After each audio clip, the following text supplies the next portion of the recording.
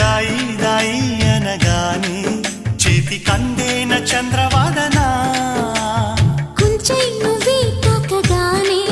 పంచ ప్రాణాలు పొందినానా బొమ్మ దుమ్మ తేలక మారిపోయా నేనే బొమ్మగా ఏదో చిత్రం చేయగా చేరువయ్యా నేనే చెలిగా రెప్ప మూసినా